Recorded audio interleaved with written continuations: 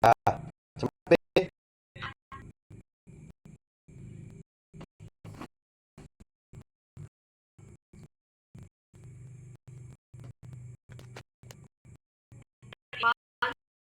Jadi saya presentasikan dalam verb atau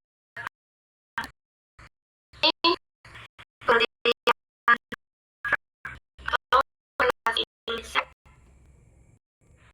bisa disebut kata kerja. Jadi kata kerja adalah salah satu yang jadi kata ini digunakan untuk suatu tindakan keadaan atau proses. Jadi verb ini berfungsi untuk menggambarkan apa yang dilakukan oleh subjek dalam sebuah kalimat. Misalnya kata orang artinya berbagi, kata artinya makan dan sebagainya. Jenis-jenis kata kerja yang pertama itu adalah extension verb atau kata kerja asing. Jadi kata kerja ini menunjukkan suatu aksi atau aktivitas yang dilakukan oleh subjek. Contohnya eat, makan, write, menulis, run, berlari. Yang kedua, linking verb atau kata kerja penghubung. Jadi kata kerja ini berfungsi menghubungkan subjek dengan informasi lebih tentang subjek itu sendiri. Contohnya is, are, was, were. Yang ketiga, helping verb atau kata kerja bantu.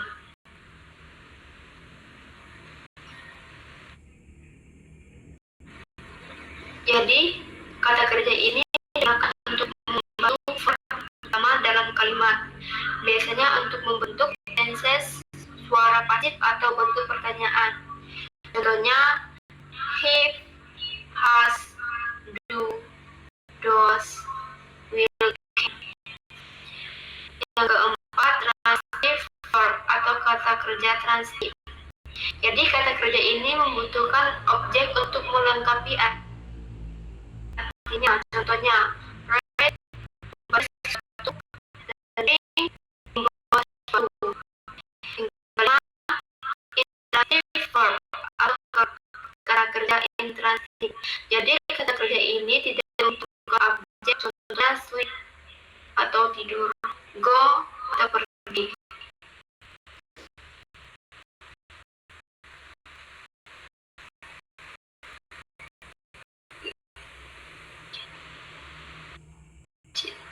Lanjut ke bentuk kerja yang pertama itu adalah base, from, atau bentuk dasar. Jadi dalam bahasa Inggris kata kerja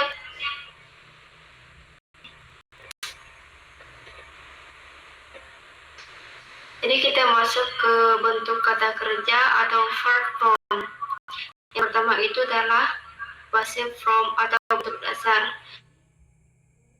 Jadi bahasa kata kerja ini biasanya dipakai untuk present tense atau bentuk sekarang. Misalnya go, eat, atau write. Yang kedua, past tenses atau bentuk lah.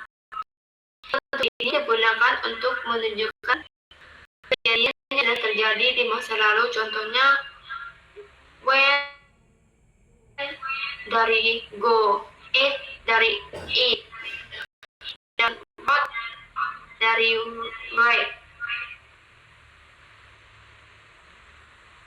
Yang ketiga, past participle atau participle lampau.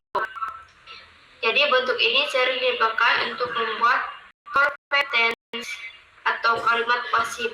Contohnya gone, eaten, dan written. Kita lanjut ke penggunaan kata kerja atau use of verb. Jadi kata kerja dalam bahasa Inggris punya beberapa penggunaan penting. Yang pertama itu adalah tenses. Jadi kata kerja ini bisa menunjukkan waktu terjadinya suatu peristiwa, misalnya sekarang, masa lampau, atau masa depan. Yang kedua, jadi kata kerja ini juga bisa menunjukkan bagaimana suatu aksi berlangsung, apakah sudah selesai, sedang berlangsung, atau berulang.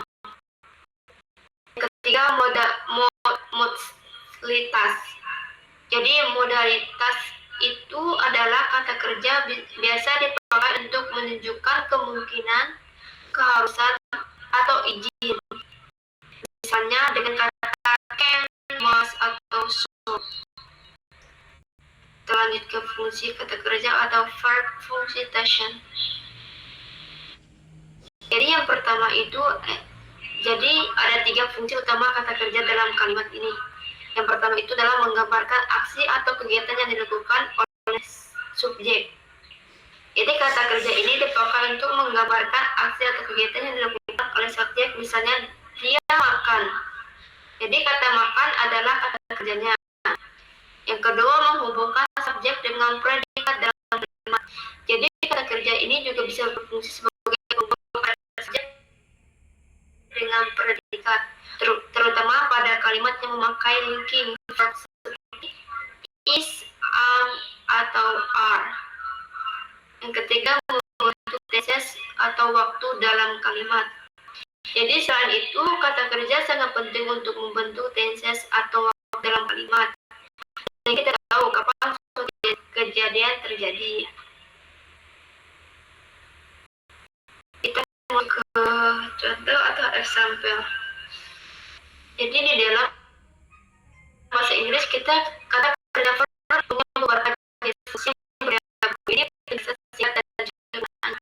Yang pertama itu adalah verb aksi atau run, berlari. Jadi ini adalah kata kerja yang menunjukkan suatu tindakan atau aktivitas, misalnya run, yang artinya berlari. Contohnya, saya berlari di pagi hari. I run in the morning.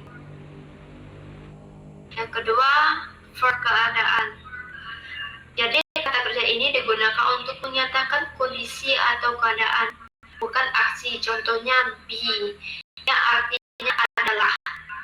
Misalnya, saya adalah siswa. Nah, dalam bahasa Inggris, I'm a student. Yang ketiga, verb interaksi. Jadi jenis kata kerja ini biasanya menunjukkan adanya interaksi atau tindakan yang melibatkan orang lain, seperti give, yang artinya memberi. Contohnya, saya memberi hadiah kepada teman saya.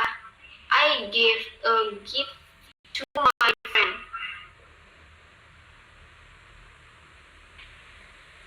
Jadi kita masuk ke kesimpulan atau conclusion. Jadi dari penjelasan tadi bisa kita simpulkan bahwa verb atau kata kerja adalah bagian yang sangat penting dalam sebuah kalimat. Kata-kata tidak bisa membuat kalimat yang utuh dan jelas. Bahkan dalam percakapan sehari-hari, hanya dengan satu kata kerja saja kita bisa menangkap atau gagasan yang bisa dipahami oleh orang lain. Jadi intinya, kata kerja itu sangat penting baik dalam menulis maupun berbicara. Dengan memahami dan menggunakan verb dengan tepat, kita bisa membuat kalimat yang jelas dan mudah dimengerti. Sekian dari penjelasan saya ucapkan terima kasih.